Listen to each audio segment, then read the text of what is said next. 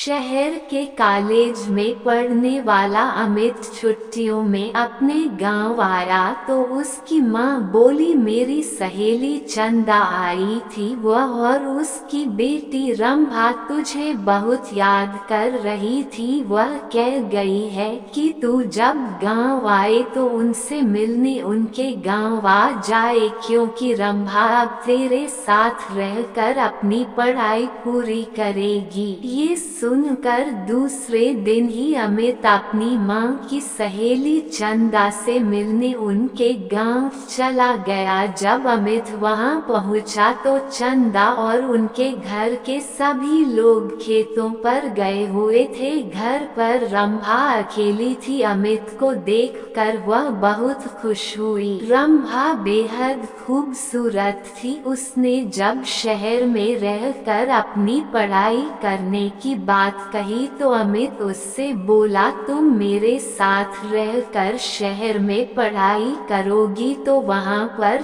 तुम्हें शहरी लड़कियों जैसे कपड़े पहनने होंगे। वहाँ पर यह चुन्नी वुन्नी का फैशन नहीं है। ये कहकर अमित ने उसकी चुन्नी हटाई तो उसके हाथ रंभा के सुडौल हाथों से टकरा गए। उसके छूने से अमित के बदन में बिजली के करंट जैसा झटका लगा। ऐसा ही झटका रंभा ने भी महसूस किया। वह हैरान होकर उसकी ओर देखने लगी तो अमित उससे बोला ये लंबी चौड़ी सलवार भी नहीं चलेगी। वहाँ पर तुम्हें शहर की लड़की की तरह रहना होगा। उनकी तरह लड़कों से दोस्ती करनी होगी। उनके साथ वह सब कुछ करना होगा जो तुम गांव की लड़कियां शादी के बाद अपने पतियों के साथ करती हो। ये कहकर वह उसकी ओर देखने लगा तो वह शर्माते हुए बोली यह सब पाप होता है। अगर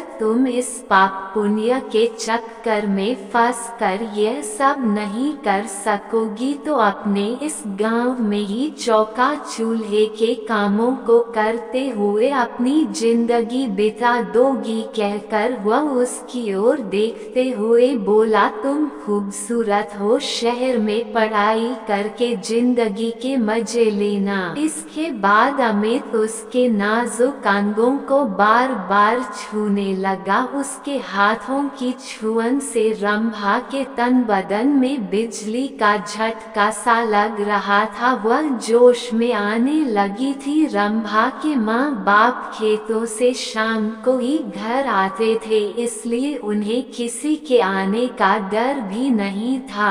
ये सोचकर रंभा धीरे से उससे बोली चलो अंदर पीछे वाले कमरे में चलते हैं। ये सुनकर अमित उसे अपनी बाहों में उठाकर पीछे वाले कमरे में ले गया। कुछ ही देर में उन दोनों ने वह सब कर लिया जो नहीं करना चाहिए था। जब उन दोनों का मन भर गया तो रंभा ने उसे देशी घी का गर्मा गर्म हलवा बनाकर खिलाया। हलवा खाने के बाद अमित आराम करने के लिए सोने लगा। उसे सोते हुए देखकर फिर रंभा का दिल उसके साथ सोने के लिए मचल उठा। वह उसके ऊपर लेटकर उसे चूमने लगी तो वह उससे बोला तुम्हारा दिल दोबारा मचल उठा है क्या? तुमने मुझे प्यार का चस्का जो लगा दिया है। रंभा ने अमित के कपड़ों को उतारते हुए कहा। इस बार वे कुछ ही देर में प्यार का खेल खेल कर पस्त हो चुके थे क्योंकि कई बार के प्यार से वे दोनों इतना थक चुके थे कि उन्हें गहरी नींद आने लगी थी। शाम को जब रंभा के माँ बाप अपने खेतों से घर लौटे तो अमित को देखकर खुश हुए। रंभा भी उसकी तारीफ करते नहीं थक रही थी। वह अपने माँ बाप से बोली अब मैं अमित के साथ रहकर ही शहर में अपनी पढ़ाई पूरी करूंगी। यह सुनकर उसके पिताजी बोले तुम कल ही इसके साथ शहर चली जाओ। वहाँ पर खूब दिल लगाकर पढ़ाई करो। जब तुम कुछ पढ़ लिख जाओगी तो तुम्हें तुम्हें कोई अच्छी सी नौकरी मिल जाएगी, तुम्हारी जिंदगी बन जाएगी, फिर किसी अच्छे घर में इसकी शादी कर देंगे। आजकल अच्छे घरों के लड़के पढ़ी लिखी बहू चाहते हैं। रंभा की माँ ने कहा तो अमित बोला, मैं दिन रात इसे पढ़ा कर इतना ज्यादा होशियार बना दूंगा कि फिर यह अच्छे पढ़े लिखों पर भारी पड़ जाएगी। रंभा की माँ ने अमित के लिए खाने को अच्छे पकवान बनाए। खाना खाने के बाद बातें करते हुए उन्हें जब रात के 10 बज गए तब उसके सोने का इंतजाम उन्होंने ऊपर के कमरे में कर दिया।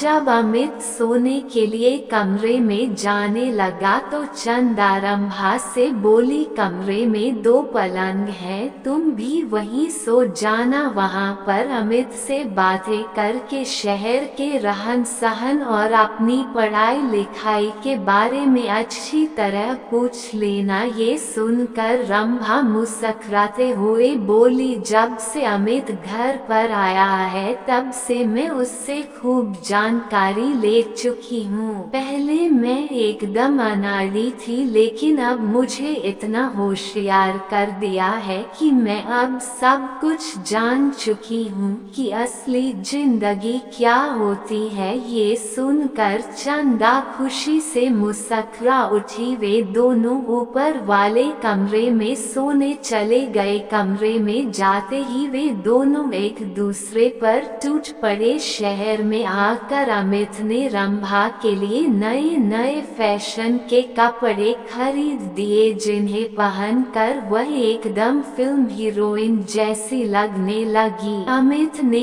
एक कॉलेज में उसका एडमिशन भी करा दिया। जब उनके कॉलेज खुले तो अमित ने अपने कई अमीर दोस्तों से उसकी दोस्ती करा दी, तो रंभा ने भी अपनी कई सहेलियों से अमित की दोस्ती करा दी। गांव की सीधी सादी रंभा शहर की जिंदगी में ऐसी रम गई थी कि दिन में अपनी पढ़ाई और रात में अमित और उसके दोस्तों के साथ खूब मौज मस्ती करती थी। जब रंभा शहर से दूसरी लड़कियों की तरह बन संवर कर अपने गांव जाती तब सभी लोग उसे देखकर हैरान रह जाते थे। उसे देखकर उसकी दूसरी सहेलियां भी अपने माँ बाप से उसकी तरह शहर में पढ़ने की जिद करके शहर में ही पढ़ने लगी थी। अब अमित उसकी गांव की सहेलियों के साथ भी मौज मस्ती करने लगा था। उसने रंभा की तरह उनको भी प्यार का चस्का जो लगा दिया था।